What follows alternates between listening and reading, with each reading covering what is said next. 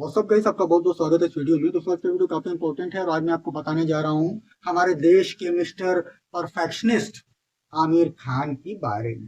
काफी इंपॉर्टेंट ये वीडियो है, बिल्कुल लास्ट तक देखिएगा। अच्छा लगे तो लाइक करिएगा, अभी तक मुझे सब्सक्राइब नहीं किया है तो जरूर करिए। तो दोस्तों मैं आपको बता दूं कि ये जो आमिर खान है, इन्होंने मात्र 21 साल की एज में रीना दत्ता से शादी की। उसके करीब 15-16 साल बाद इनका तलाक हो गया। उसके बाद 40 की एज में इन्होंने दूसरी शादी करी किरण राव से। किरण राव से भी करीब 16-17 साल बाद इनका तलाक हो गया। और उसके बाद अब ये 60 साल की एज में तीसरी लड़की गौरी स्प्रेड से शादी करने जा रहे हैं। वो उसका हाथ पकड़कर हर जगह घूम रहे हैं, यानी गौरी स्प्रेड के साथ अपने रिलेशन को इन्होंने पब्लिकली उजागर कर दिया है। तो अब मैं आपको यहाँ पे बता दूं कि ये जो भाई साहब हैं, ये उस्ताद ऑफ जिहाद है। ये बताते नहीं हैं, ये बॉलीवुड की आड़ में ये एक जिहाद का काम कर रहे हैं। ये इतने पैसे वाले हैं, इतने बड़े आदमी हैं कि इनके ऊपर कोई कुछ एक्शन नहीं ले पाता है। और इसी बात का फायदा उठाकर ये एक के बाद दो, दो के बाद तीन हिंदू औरतों से शादी कर रहे हैं। अब यहाँ पर सोचने वाली बात ये है कि इन भाई साहब को, जो कि खुद एक मुस्लिम है, इनकी परवरिश मुस्लिम परिवार में हुई है, इनको पहली बार प्यार हुआ तो वो हिंदू थी, दूसरी बार भी जब इनको प्यार हुआ तो वो भी हिंदू थी, और अब तीसरी बार भी जब इनको प्यार हुआ है तो वो भी हिंदू है। इनको अपने रिलीजन में, अपने धर्म में किसी मुस्लिम लड़की से कभी प्यार नहीं हुआ। तो ये तो बहुत सोचने वाली बात है कि किसी इंसान को अपने धर्म की किसी लड़की से कभी प्यार नहीं हुआ। उसे जब भी प्यार हुआ तो हिंदू ही लड़की से प्यार हुआ।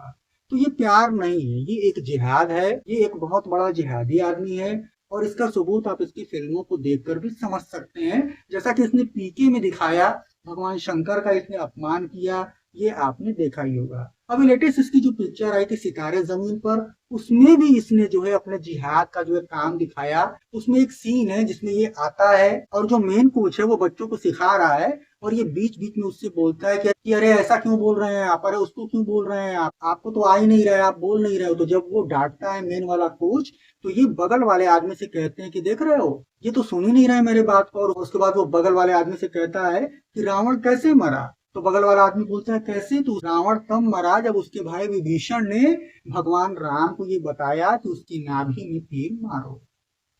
मतलब भगवान भी सुनते हैं मगर ये नहीं सुन रहे हैं। तो इस सीन का मतलब क्या है? इस सीन का मतलब ये है, उसके कहने का मतलब ये है कि भगवान राम अगर भगवान थे तो उनको क्यों नहीं पता था कि रावण को कैसे मारा जाए। इसके लिए उन्हें रावण के भाई जो विभीषण थे उनकी बात को क्यों सुनना पड़ा। अगर ये भगवान थे तो इनको खुद ही मालूम होना चाहिए था।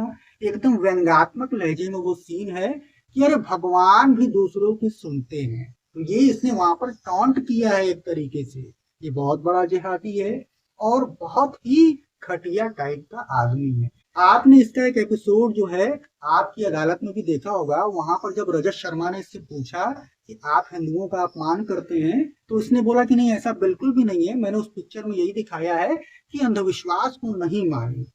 सभी धर्मों में ऐसा होता है। तो अगर सभी धर्मों में ऐसा होता है तो पीके में केवल हिंदू धर्म के बारे में क्यों दिखाया गया, मस्जिद के बारे में क्यों नहीं दिखाया गया, चर्च के बारे में क्यों नहीं दिखाया गया, मुस्लिम धर्म के बारे में क्यों नहीं बताया गया, सिख धर्म के बारे में क्यों नहीं दिखाया गया, क्रिश्चियन धर्म के बारे में क्यों नहीं दिखाया गया? इसका इसके पास कोई जवाब नहीं था। जब रजत शर्मा ने इससे पूछा कि आप हमेशा हिंदू औरतों से शादी करते हैं लेकिन आपके बच्चों का नाम मुस्लिम क्यों होता है, तो ये बंदा वहां पर बोलता है कि नाम मैं नहीं रखता, इसमें मेरा कुछ नहीं चलता है, ये जो भी नाम रखा है वो मेरी वाइफ लोगों ने ही रखा है। तो आप खुद सोचिए कि रीना दत्ता जो कि एक हिंदू थी, वो अपने बेटे का नाम जुनैद और बेटी का नाम ईरा क्यों रखेगी जबकि वो एक हिंदू थी।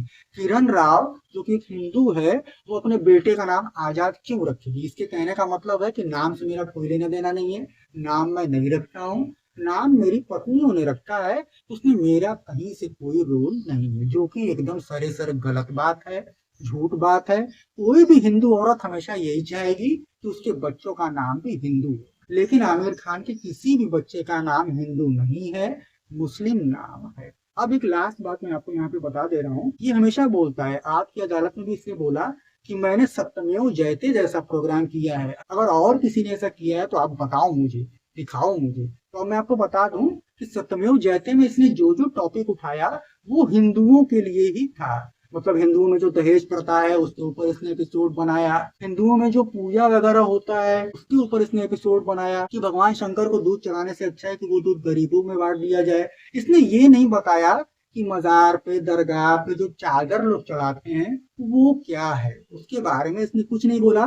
मुस्लिम धर्म में एक से बढ़कर एक कुरीतियां हैं, हलाला है, भाई बहनों से शादी है, बहुत सारी चीजें हैं, लेकिन उसके ऊपर इसका कोई एपिसोड नहीं था। इसके जितने भी एपिसोड थे सत्यमेव जयते के, वो सारे हिंदू के अगेंस्ट ही थे। हिंदू में दहेज प्रथा, हिंदू में मूर्ति पूजा, ये सारी चीजें ये हिंदुओं के मैटर पूरे उठाकर आया। इसने मुस्लिम धर्म के बारे में कभी कोई जो है एपिसोड नहीं बनाया। तो मैं इस वीडियो के जरिए ये बोलना चाहता हूँ कि अगर आप इतना सब कुछ देखने और जानने के बाद भी इसकी फिल्मों को देखने जाते हैं तो आप बहुत ही बेकार आदमी हैं और आप हिंदू नहीं हैं। मैं ये बोलना चाहता हूँ कि अगर आप एक हिंदू हैं तो इसकी जैसी जिहादी की फिल्मों को मत देखिए। इसकी कोई भी फिल्म आए तो उसको आप बिल्कुल देखने मत जाइए, क्योंकि इसकी जितनी भी फिल्में हैं वो हिट या ब्लॉकबस्टर केवल हिंदुओं की वजह से होता है, मुस्लिमों की वजह से नहीं होता है। तो हमारा ये फर्ज बनता है कि जब हमें ये बात पता चल गया कि सामने वाला बंदा एक बहुत बड़ा जिहादी है जो हमेशा हिंदू धर्म का मजाक उड़ाता है, 3 बार इसको प्यार हुआ लेकिन एक बार भी अपने धर्म की लड़की से नहीं हुआ, इसको हमेशा हिंदू लड़की से ही प्यार हुआ, तो ये एक बहुत बड़ा जिहादी है। लेकिन अब ये एक बहुत बड़ा आदमी है, बहुत पैसे वाला है, बॉलीवुड का एक बड़ा एक्टर बन चुका है, जिसकी वजह से इसके ऊपर कोई उंगली नहीं उठा पाता और इसकी आड़ में ये अपने जिहाद का काम एकदम तबीयत से करता चला आ रहा है। तो आप इसकी फिल्मों को मत देखिए। अभी इसकी फिल्म आने वाली है तो उस फिल्म को आप बिल्कुल मत देखना और आने वाले फ्यूचर में इसको एकदम आप इग्नोर करो। इसकी औकात इसको खुद ब खुद पता चल जाए। आज की वीडियो में बस इतना है। वीडियो अगर आपको अच्छा लगा हो तो लाइक करना, अभी तक मुझे सब्सक्राइब नहीं किया है तो जरूर करना। मैं आप लोगों से फिर मिलूंगा एक ऐसी बहुत माइंड ब्लोइंग और काम की वीडियो के साथ। तब तक के लिए goodbye. Thank you so much for watching this video.